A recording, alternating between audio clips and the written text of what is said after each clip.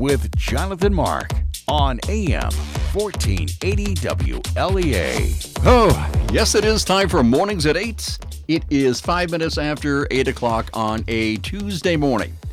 Tuesday, at least is not Monday all over again. Sort of. Sort of Monday redux. I don't know. Anyway, here we are. Kind of mild out there. 57 degrees. Wow, that's not bad at all. A little breezy, kind of overcast, and kind of gloomy, but really, like 57, you can't go wrong. Well, Brian, your lead story is that's amazing. So Community Bank is in the process of acquiring Steuben Trust. I wonder how long. That's big news.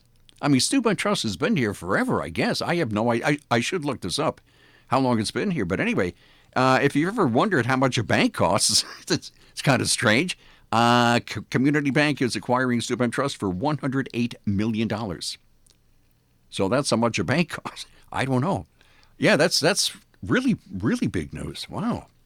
And let me see. Good news for elephants. That's right. If you have any elephants in your life, you can tell them the good news because New York's ban on the use of elephants in entertainment acts went into effect this past weekend. So, the Elephant Protection Act, which the governor signed 2 years ago, bars the practice from circuses, carnivals, parades, trade shows, and more. So no more dancing elephants or whatever they do. The use of elephants in these types of settings, says Governor Cuomo, is dangerous to their health and potentially abusive. The Elephant Protection, who would have thought of that? The Elephant Protection Act furthers this administration's efforts to fight animal cruelty and create a stronger, more humane New York. That is definitely good news, as I said, for any elephants out there. The legislation, the administration noted in its 2017 release, aims to prevent performance tricks that are never executed by elephants in the wild. Probably, never executed by elephants in the wild. I didn't know that elephants did any tricks in the wild. And anyway, and that are stressful or harmful to the animal, often resulting in drastically reduced life expectancy. There's a civil penalty of up to $1,000 per act that violates this new law. The law does not apply to institutions accredited by the Association of Zoos and Aquariums and Wildlife Sanctuaries. So there you go. If you recall, Ringling Brothers and Barnum and Bailey, retired its elephants in 2016. And so that was accelerated by 2 years due to continued criticism from animal rights groups. And the circus itself shut down operations the following year. Now, I'm wondering, on the face of it, it seems kind of really the Elephant Protection Act. But elephants probably belong, let's say, in a zoo or in a sanctuary, I guess, or something, or in the wild. But to have them doing this stuff in a circus, I don't know about that. I'm not exactly a save the whales type guy. Or maybe I don't know. Maybe I am the save the whales type guy. Because to have these animals, I think we've all read stories of how animals many times are mistreated when they're kept in captivity, right? So maybe it's actually a good idea. I don't know, as strange as it seems, And so far as whales go, I was thinking about this the other day, even before this story, I think Japan hunts whales. And maybe there's one or two other countries. But I thought, why hunt whales? I mean, why hunt whales? We haven't used whale oil lamps in quite a long time, And what do you do with whale blubber or something? I mean, you don't eat the stuff. You can't really use it. And these whales are swimming around minding their own business, And some countries hunt them, So it doesn't really seem quite fair. As I said, I never really thought of myself as a save the whale type guy, but I guess maybe I am. I don't know. Whales are sitting there minding their own business, Okay, fine. That's that. Now, if you asked anyone what the most important problem is in the United States, the top problem, what do you think they'd say? Well, they could say maybe the environment. Okay, that's high in a lot of people's list. the environment. You can't really say jobs anymore because more people are working now than ever have, so it can't be jobs. And let me see, race relations, okay, they're bad here and there, but on the whole, they're a lot better than they've been in a long time. So what's the top problem? According to a Gallup poll, the top problem in the United States is the government. The government. A near record high 34% of Americans cite the government, poor leadership, or politicians as the most important problem currently facing the U.S. And that is an 11-point increase in September, and just 1 point shy of the all-time high Gallup has recorded for mentions of government from February after the government shutdown ended. Meanwhile, American satisfaction with the way things are going in the U.S. has fallen back to 28%, primarily because Republicans are less likely to be satisfied. Satisfaction overall has returned to the level seen during and shortly after the nation's longest federal government shutdown last winter. While partisan satisfaction with the country's direction differs greatly, Democrats and Republicans each view the government as the nation's top problem. Well, yeah, that kind of makes sense, right? Considering what's going on in Washington, or maybe Albany or Sacramento. I mean, who knows, Anyway, Gallup has tracked Americans' views of the nation's most important problems since 1939. And for over 5 years, between February 2008 and September 2013, economic-related issues topped the list of most important problems every month. But now it's the government. So the government itself is the country's biggest problem.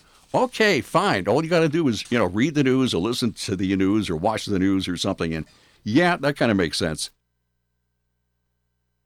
And from there, we move on to... Now, this story has a good ending. I'll read you the bad part first, okay, and then I'll read you the good part. Students at a Wisconsin high school skipped class Friday and marched through the streets of the state capitol to protest the firing of a black security guard who was terminated for repeating a racial slur while telling a student not to call him that word. Okay, is this making any sense? Madison schools have a zero-tolerance policy on employees saying racial slurs. That's good. Security guard Marlon Anderson, 48 years old, said he was responding to a call October 9th about a disruptive student at West, right?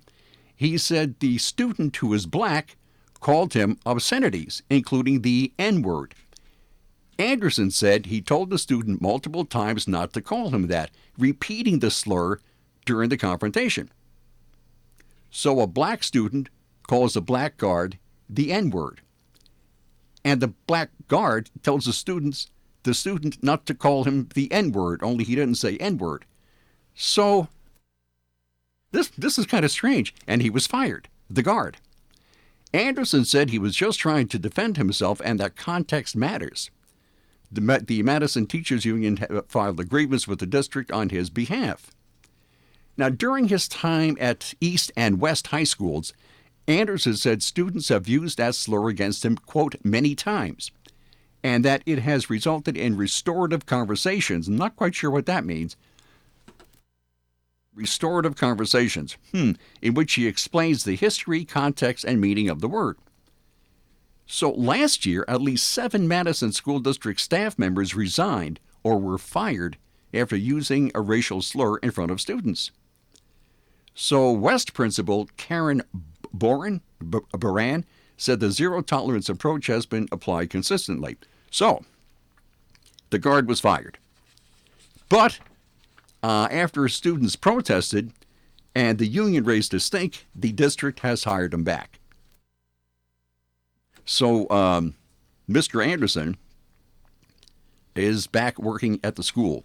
So the kids protested and the union protested, and I guess he's working again. But it was kind of weird because all he was doing was, I don't know. So I don't know. Okay, that's the Madison, Wisconsin. Alrighty, very good. And let me see. This is really, I mean, you didn't even know that such a thing existed. This is kind of just far out there. A butterfly wing transplant. Now, you wouldn't think that such a thing is possible, but apparently it is possible, and it has been done several times. Okay, where was this? Where was this? Kansas. Okay, this was in Kansas. And let me see, 36-year-old Katie Van Blaricum spotted a monarch butterfly. They're beautiful butterflies, aren't they? They're really, we have a whole bunch of them around here. Spotted a monarch butterfly with a piece of its wing missing. Okay, so she immediately decided to repair the damaged insect after fearing it would need to be put down. How would you put down a butterfly? I'm not sure, but anyway.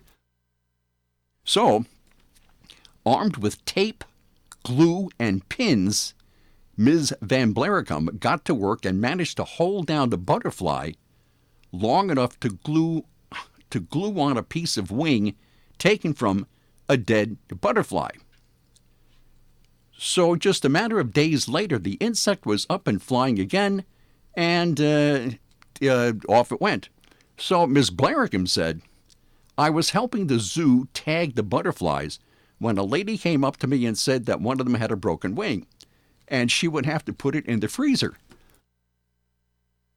I don't know why you'd put it in the freezer, but anyway, she said, I had already repaired a wing in the past, so she asked me to help this one. So I took it home with me. And Miss Van Blaricum usually works with dead butterflies for her business called Insect Art, in which she creates jewelry and frames using dead insects. Boy, there's a strange business. So she added, I have a lot of dead butterflies in my house. So I had lots of options to choose from. I managed to find one that was the same size and shape that would work. So she gets out, her little tools there, and she attaches the wing with glue. And let me see. She attaches the wing with glue, a dead butterfly's wing onto the live butterfly with the damaged wing. So she glues this wing on. And she says, butterflies can be slowed down a little bit if you put them in the refrigerator. Okay, but not for very long. So I put glass plates over the top of it to keep it in place. I cut off the broken bit of wing and glued on the other wing, which came from a Graphium butterfly, whatever that is. Capital G, I guess is a type of butterfly. And so she held it in place for a few seconds. Now, a butterfly has 4 wings, 2 forewings and 2 hind wings, which are attached to segments which use its strong muscles to move the wings up and down. So, after the swift but successful procedure to repair the butterfly's left forewing, she let it go, and off it went. So this isn't the first time that she's repaired a wing on a butterfly. Wow. Okay, very good. What else have we here? Let me see. This is from Australia. A 14-year-old kid in Australia, in Perth, I think, right? It's in the western part of the country there. Yeah. A 14-year-old steals a car. It was a Subaru Forester. So he steals this car near Perth, and the cops pull him over. So he puts the car into reverse and smashes into their car and takes off. But he didn't get too far, because just a few blocks away, he ran an intersection and T-boned a yellow Lamborghini Urus, worth over $250,000. He T-bones his Lamborghini with the Subaru, bashes in his driver's side door, and you ought to see a picture of his Lamborghini. Oh, man. Oh, wow. He really totaled it. So the teen fled the scene, and they arrested him. He's charged with this, that, and the other thing. And so he takes this stolen car, and a $250,000 Lamborghini. Wowee. Okay. Interesting. Lamborghini has a new SUV out there, right? Okay, it's an SUV made by Lamborghini. This SUV has a top speed of 190 miles an hour. An SUV going 190 miles an hour. It has a carbon fiber body and a turbocharged engine. But this thing will do 190 miles an hour. And the question is, of course, who outside of a NASCAR driver could drive at 190 miles an hour? I mean, really? So why make a vehicle that could do 190 miles an hour when nobody knows how to drive at 190 miles an hour? I don't know. But if you do have, a Lamborghini SUV and you're driving 190 miles an hour, you probably need insurance.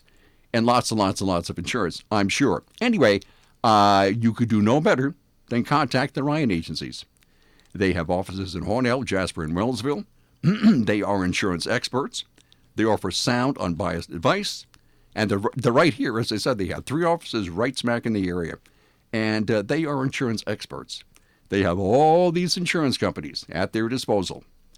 And they will look around and find the best company for you. So they will get you the best rates and the best deal. They are the Ryan agencies. I'm Charles Payne, and this is the Fox Business Report. Office rental company WeWork is looking over a couple of rescue packages to keep the company alive. Investment firm SoftBank Group has a plan to cut the business's value to about $8 billion, but keep it operating. JP Morgan Chase plans to put together outside investors to revive the business. In January, WeWork was believed to be worth $47 billion. It ended plans to go public when its value was slashed in half. Drugstore chain CVS will be making some deliveries by drone. The company will be partnering with UPS. CVS says it believes some customers will be helped by drone delivery, especially in rural areas. It didn't reveal where or when the deliveries will begin. The Dow was up 57 yesterday. NASDAQ gained 73, S&P up 20. That's your Fox Business Report. I'm Ginny Cosola, invested in you.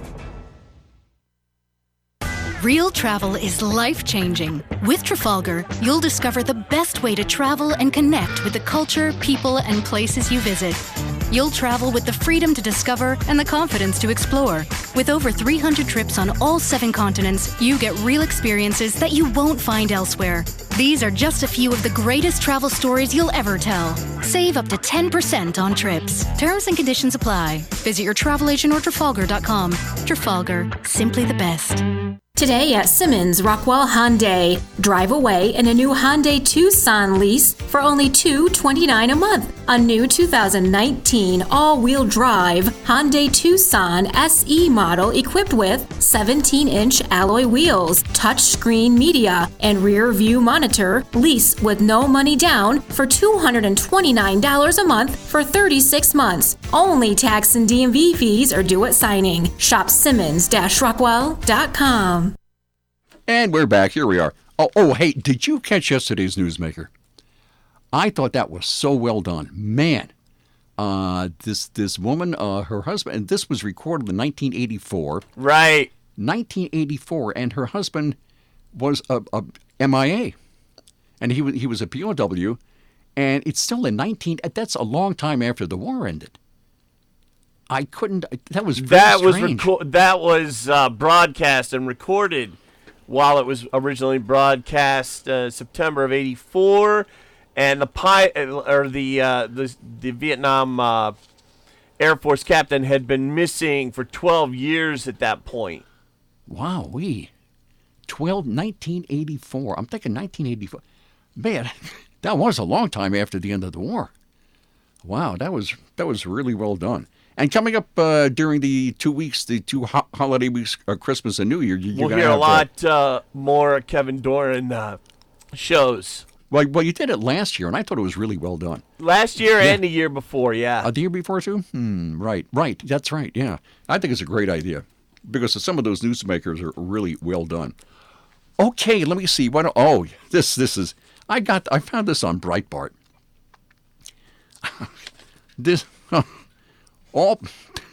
This is the Royal New Zealand Navy, right?